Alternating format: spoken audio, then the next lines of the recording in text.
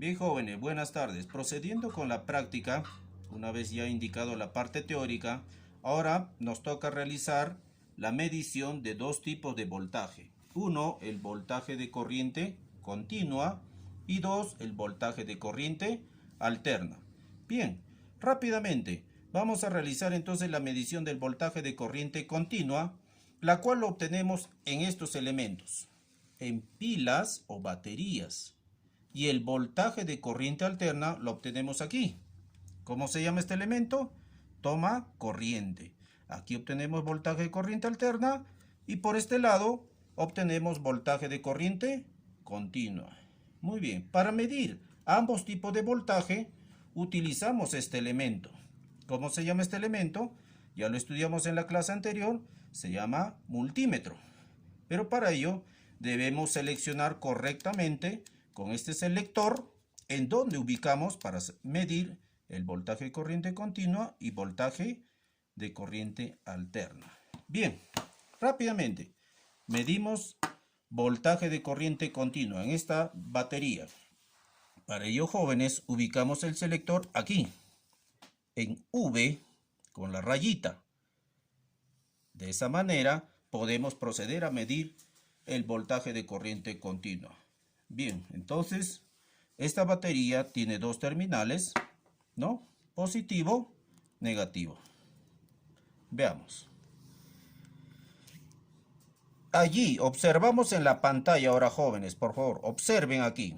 Mide 9.59. ¿Qué cosa? Aquí por acá al costado tenemos V, 9.59 voltios. Al otro extremo, si ustedes observan, hay dos siglas, DC. ¿Qué significa? Corriente directa. Corriente directa.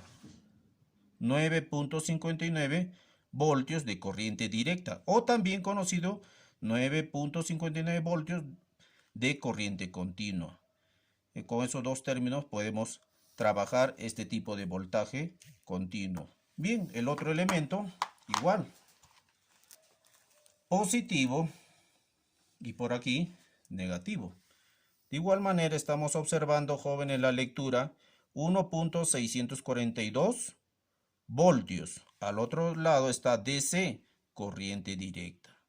Bien, entendido. Esto es el voltaje de corriente continuo o corriente directa. De esa manera hemos realizado entonces la medición del voltaje de corriente continua o corriente directa. Ahora procedemos a realizar la medición del voltaje de corriente alterna, que lo obtenemos en este toma corriente. Antes debemos seleccionar, jóvenes, el selector, observen, allí, en V, y hay una señal de onda, ¿no? Como esa especie de gusanito, esa es una señal de onda, V y la señal de onda, allí. De esta manera vamos a poder medir voltaje de corriente alterna. Procedemos a medir entonces. A ver.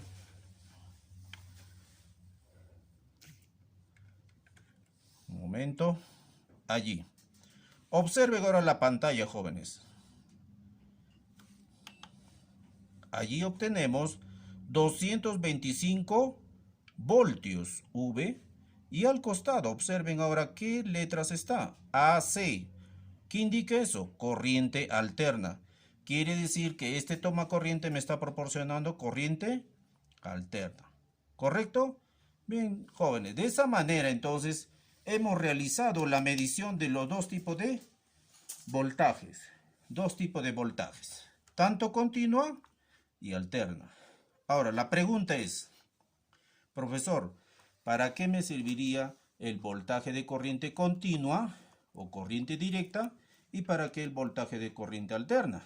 Bien, acá un ejemplo práctico, les he traído por ejemplo este pequeño robot tipo conejo, el cual contiene un motorcito, un motor reductor y hay dos pilas.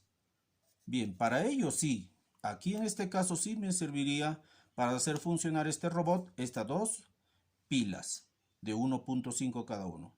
Entonces, allí empleamos el voltaje de corriente continua. ¿Entendido?